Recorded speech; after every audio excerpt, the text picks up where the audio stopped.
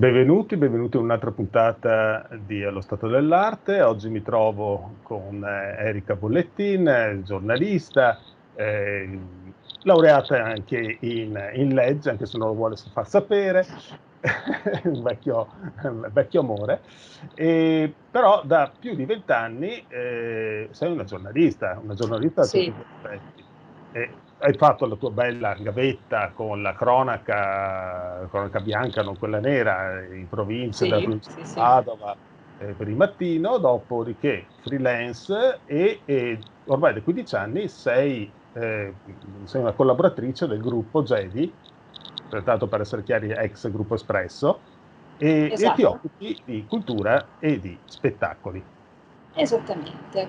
Bene, allora, la domanda iniziale è: come è strutturata? Come si struttura l'informazione culturale all'interno di un giornale? È una cosa che normalmente non si sa.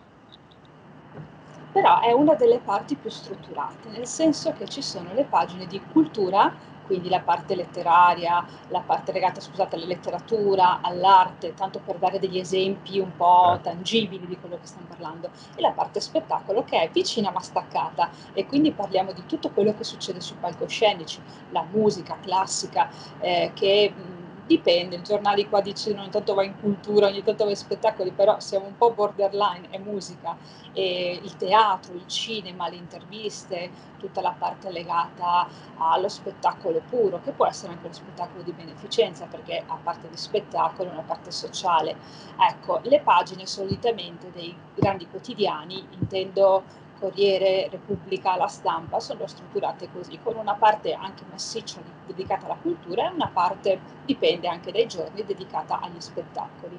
Poi c'è una piccola distinzione, ci sono i quotidiani locali che dedicano una doppia parte solitamente. Cosa c'è? Sono le pagine di cultura e spettacoli dedicate agli eventi nazionali e regionali, dipende da che tipo di quotidiano locale è, e una parte sempre divisa dedicata a quello che sono gli eventi e tutto quello che succede di cultura e di spettacoli cittadini, ecco, chiamiamoli così. Ecco, giusto perché tanti si troveranno che sfogliano il Corriere e trovano delle pagine, sfogliano il Mattino, la Nuova, il Gazzettino anche, trovano delle pagine che poi sembrano ripetersi. Sì, è vero che sembrano certamente. ripetersi, ma i contenuti, ecco, sono più legati alla localizzazione. Ecco. Sì, non è che sia stato fatto male il No, giornale, no, no, è una scelta, è assolutamente, una è scelta. una scelta, sì, degli Senti, ma editori sì, sostanzialmente. certo, certo. Senti, un po' nell'immaginario collettivo, il lavoro del giornalista è un lavoro estremamente brillante, affascinante, eccitante. Il lavoro del giornalista culturale è sempre fatto di vernissage, di inaugurazioni, di red carpet, oppure la realtà qual è? Un po' e un po', mi spiego. Io ho la fortuna di seguire, ad esempio, sia la parte che riguarda il teatro, sia la parte che riguarda l'arte, ma anche tutta una serie di altri eventi della città, quindi effettivamente le vernici sono un po', non dico all'ordine del giorno, ma della settimana sicuramente, e le presentazioni sono, insomma, fanno parte della nostra quotidianità, quando si potevano fare, allora speriamo che tornino a far parte Beh, della sì, dai, questa è solo quotidianità. una parentesi, Ecco, dai. certo. Però sono anche fatte di conferenze stampa dove vengono presentati festival, rassegne, quindi una sorta di riunione dove chi organizza chiama i giornalisti e spiega. Sono anche fatte di interviste telefoniche, ormai sempre di più, perché ovviamente tutti hanno tantissimo da fare e di conseguenza ci si adegua molto prima della pandemia a questo. Beh, il dono E, dell'ubiquità non ce l'ha nessuno, no, quindi no, siamo sempre tutti oberati, sempre tutti occupati, e tantissimo, è una cosa che un po' mi fa sorridere, un po' delle volte mi rendo conto che anch'io devo fare più servizi e eh, non riuscirei ad uscire per tutti i servizi. eh, Ecco, quindi sì, è sicuramente un lavoro che cambia ogni giorno, perché ogni giorno tu hai a che fare con persone e notizie diverse, ma anche chi fa cronaca. È che noi abbiamo la parte bella, dico, del eh, lavoro da cronista, perché è la parte piacevole, legata all'arte, legata alla cultura, legata a racconto, ecco, io ci tengo sempre a dire che amo fare questo lavoro e mi piace raccontare delle storie, perché spesso racconti anche le storie che nascono insieme ad uno spettacolo, ad esempio. Come è nato questo spettacolo teatrale? Ti raccontano come hanno cominciato a scriverlo, come hanno deciso di metterlo in scena, quindi è sicuramente, per quello che mi riguarda, affascinante, e mi piace, ecco. Non sempre, non per tutto, cioè c'è il momento più affascinante, più stimolante, e quello insomma un po' che ci troviamo a riscrivere le stesse cose, perché magari una rassegna viene rifatta e ripetuta ogni anno più o meno a quell'anima, e quindi insomma ti ritrovi un po' a riscrivere le stesse cose. Questo sì. Sì, però comunque effettivamente, come tu dicevi, i dietro le quinte alle volte sono più interessanti dello spettacolo in sé. Questo è Sì, effettivamente un dato di fatto, io ho questa soprattutto con grande certi fortuna. personaggi, no? Io ho questa grandissima fortuna di, soprattutto, ecco, lo dico nel bacino veneto dove io lavoro da tantissimi anni, di avere rapporti anche, non dico di amicizia perché non è vero, però molto di reciprocità, cioè se hanno qualcosa che stanno, un lavoro che stanno preparando, anche un libro che stanno Mm. scrivendo, mi chiamano, sto facendo questa cosa, ma quando ho un'idea te lo posso raccontare? Io, sì, sì, volentieri, poi magari passano 4 mesi prima che ne scriva, perché devo aspettare che arrivi al pubblico, altrimenti il pubblico mi dice sì, lo sai tu, grazie. Cioè, Ovvio.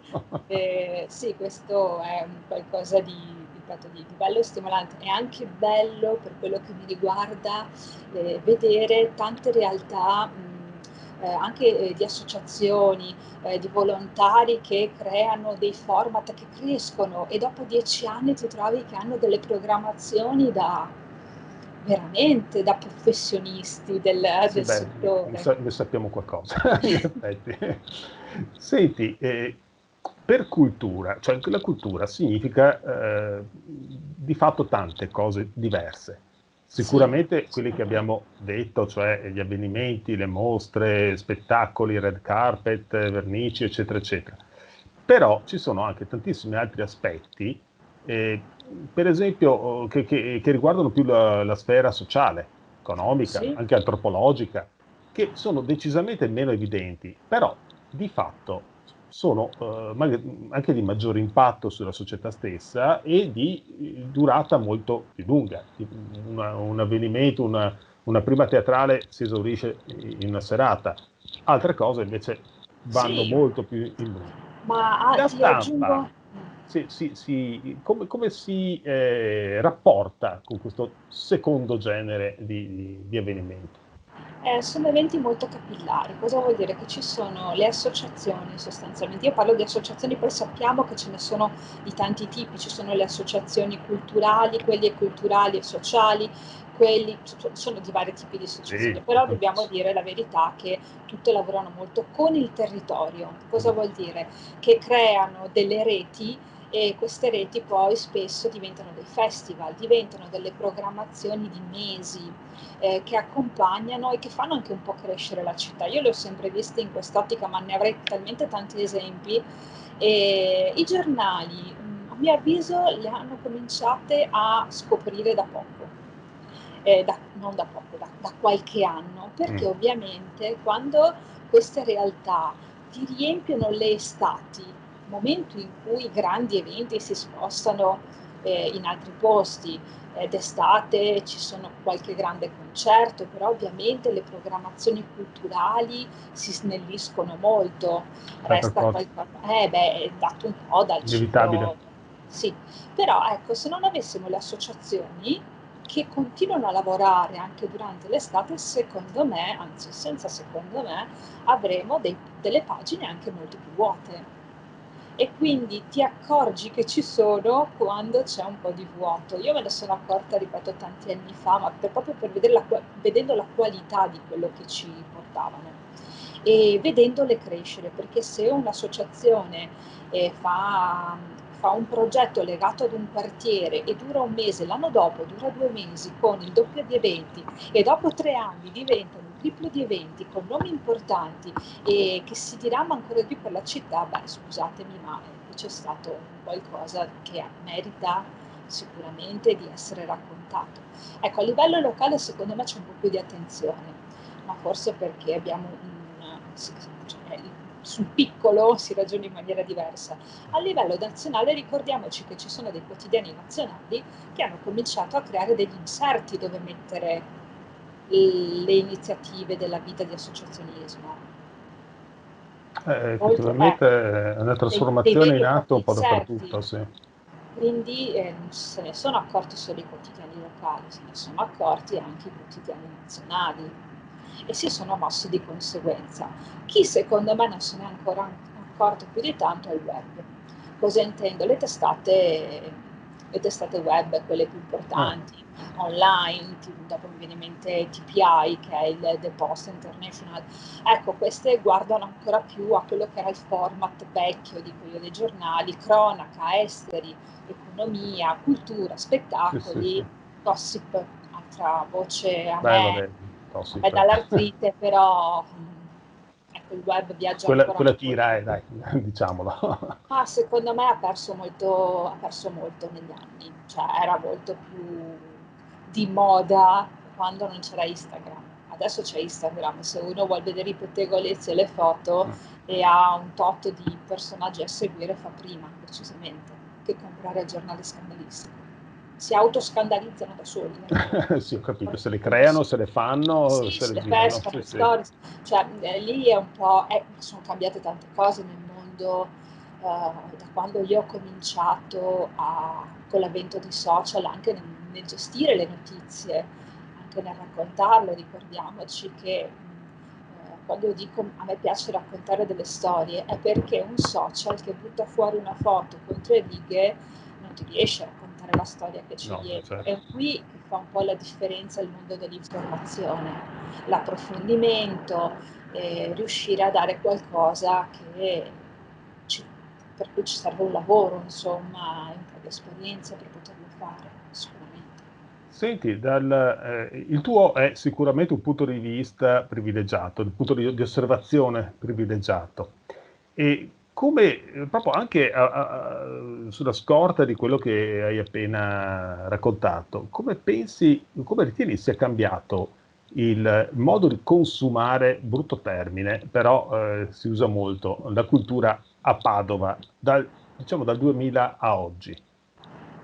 Ci sono state delle trasformazioni, Sì, ci sicuramente. sono state delle trasformazioni, allora penso sia anche dovuto un po' nel bene, un po' nel male alle varie crisi economiche che abbiamo avuto in questi 20 anni, che ovviamente hanno fatto rivedere budget e Boh. ovviamente anche eventi. Allora si puntava tantissimo ai grandi eventi, Padova è provincia, ma Veneto in generale, continua ad avere grandi eventi, concerti importantissimi, però si è rivisto parecchio. E adesso per fare una grande mostra si parla di una grande mostra in una città all'anno, e non di 2 o 3, perché Quando va bene. quando va bene, sì, sicuramente perché i budget sono alti, perché serve uno sponsor e perché sì, non è più, sì, non c'è più quel clima anni 80, anni 90, No. ecco, un po' di abbondanza.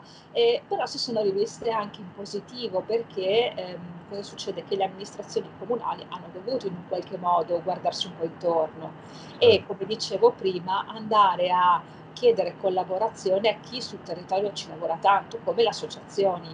Ecco, faccio un esempio, e ce ne sono parecchi che lavorano in città e aiutano il comune a creare dei festival, a creare delle rassegne, ecco. Di conseguenza è proprio cambiata in questo aspetto e nella capillarità, una parola che a me piace perché io mi ricordo che 20 anni fa era difficile riuscire a pensare a eventi, programmazioni, a festival, qualcosa insomma di una certa importanza fuori Padova. Adesso abbiamo, viene in mente l'anfiteatro del Venda, che sta Ah, sì. preparando una stagione, ne ha già fatte parecchie, una più bella dell'altra, e sta preparando una nuova stagione estiva musicale. E siamo in mezzo ai colli.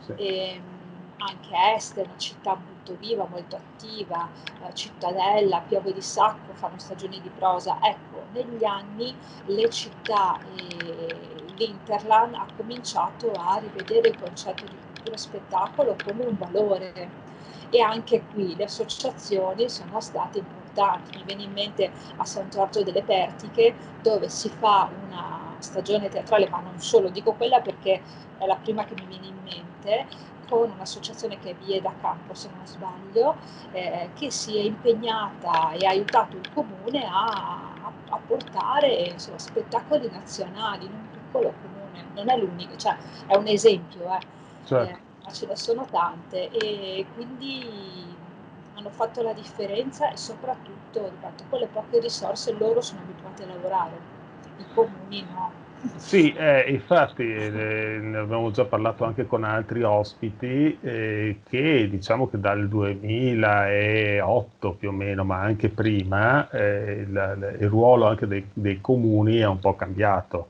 Se prima era una gestione anche più centralizzata, adesso la gestione viene demandata invece alle associazioni o a altre realtà sul territorio, e con l'utilizzo anche di molti volontari, eh, che infatti in questo momento non possono essere chiaramente impiegati, anche per ragioni anche di età, e si vede sulla riapertura delle varie istituzioni culturali, che va a rilento anche per questo motivo, sicuramente.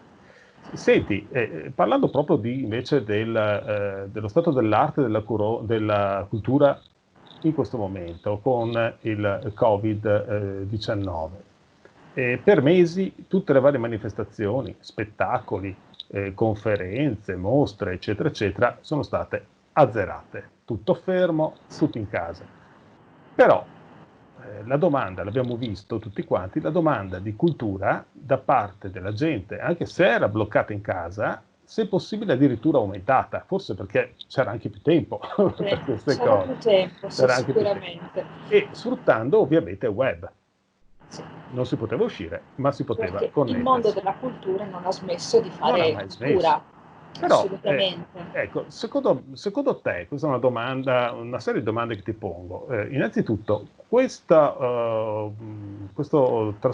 piccola trasformazione rimarrà, non dico del tutto, ma almeno in parte, anche nel futuro? Cioè cambieranno un po' i modi anche di fare cultura e di collegare le persone al mondo della cultura? E poi, i giornali, come hanno risposto a questa nuova situazione? Che l'abbiamo visto, in molti casi sono stati trattati, ma soprattutto i giornali online, le varie grandi testate nella parte nel web, però come fenomeni di costume più che altro. I giornali anche locali, come hanno reagito? Hanno capito, non hanno capito? Insomma, si tratta di avvenimenti alle volte anche di migliaia di persone collegate contemporaneamente. Allora, io adesso dico una cosa bruttissima, no, non l'hanno capito e non l'hanno sfruttato. E perché? Perché esistono le testate cartacee, che sono i quotidiani che tutti conosciamo, che hanno una loro realtà, e ovviamente anch'io sono la prima a dire che il teatro si fa teatro, e vedere lo streaming degli spettacoli teatrali mi ha fatto male allo stomaco, e continuano a farlo, ma un conto era se era per tenere un po' viva l'attenzione, un conto è programmare delle stagioni. L'ho trovato inappropriato e non era indispensabile, si poteva fare dell'altro, ma questi sono punti di vista personali più che generali. Certo, certo. Allora, per quanto riguarda le testate, all'inizio non l'hanno capito e dicevano, la risposta era: ah, guarda che stanno facendo questa cosa, questo gruppo di musica piuttosto che di teatro, presentazioni di libri. Ah sì, carino, sì, però è streaming. Sì, ma la gente adesso quello può vedere, Quello è. e quindi c'era un po', ma anche da parte mia, che dovevo comunque proporlo alle testate, non è stato così semplice, Mhm. perché devi dire: ma chi compra il giornale e poi si copia il link? Cioè, era un problema anche un po' tecnico che ti dai. Io da giornalista penso sempre, quando scrivo, chi legge deve capire e deve Mhm. avere degli strumenti per farlo, o comunque Certo. per e quindi un po' quel pensiero mi era venuto. All'inizio le cose più importanti, le azioni più importanti di culturali in streaming sono state pubblicizzate largamente, e poi un po' la cosa è scemata perché si sentiva ripetitivi. Però cosa c'è? Che le testate, i quotidiani cartacei, hanno tutti un sito internet. E io Esatto. quello che pensavo, ma così, io non sono né un redattore né un direttore, quindi ovviamente non ho neanche quella capacità, ma soprattutto sono l'ultima persona che può prendere certe decisioni. E sono felicissima, sappiatelo. E il fatto è che tutto questo streaming, questa cultura, questo spettacolo dato in streaming, secondo me doveva trovare spazio proprio nelle testate online dei giornali, che non è che perdevano la copia, tanto nel quotidiano, nel cartaceo non l'avremmo messa. Creare delle sezioni dove dare la possibilità alle persone di leggere, di entrare, vedere anche altre notizie, magari si facevano l'abbonamento perché dicevano, ma che carina questa cosa, magari ce ne sono altre, no? E cliccare direttamente sui link. Quindi davamo un mezzo veloce di informazione e potevamo star dietro a questo mondo. Ma non è solo la testata per cui lavoro io, tutte le testate, No, no, tutte, nessuno l'ha tutte. È fatto, vero, è vero. Cioè, quindi mi sento quasi contenta, non l'abbiamo fatto nessuno, contenta fino a un certo punto perché abbiamo perso una bella occasione.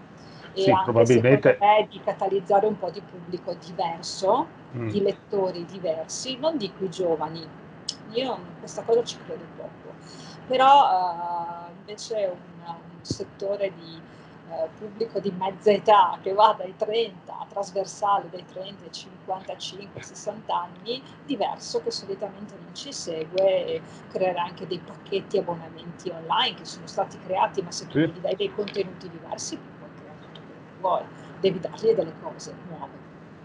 Sì, quantomeno mettere nelle Formati condizioni la comunque sia. gente appunto di entrare in mondi diversi, ecco, Sì, rispetto al. questa è stata un'occasione persa, ripeto, potevamo, perché poi, ripeto, io sono anche convinta che questo è stato un cambiamento e resterà, come dicevi tu eh, prima, un qualcosa che si porta avanti, cioè ci saranno degli incontri che continueranno nei social, nel web, perché hanno funzionato bene e non perché avevano centinaia di migliaia di visioni, che non è vero che c'erano, perché io ho visto dei dati veramente allucinanti, allucinogeni, anche perché io mi connetto e dico, ma com'è che siamo in 15 e domani dicono che eravamo in 5.000?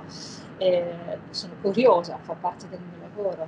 Però ci sono dei format, soprattutto culturali, che a mio avviso resteranno perché hanno trovato una via nuova per coinvolgere un pubblico più vasto, perché ci sono anche in cultura, soprattutto tu me lo insegni, delle nicchie o dei settori abbastanza, non dico chiusi, però complicati, che insomma difficile avere le paginate sul giornale, però eh. sentire una persona con cui puoi magari anche interagire, fargli una domanda, è un valore aggiunto.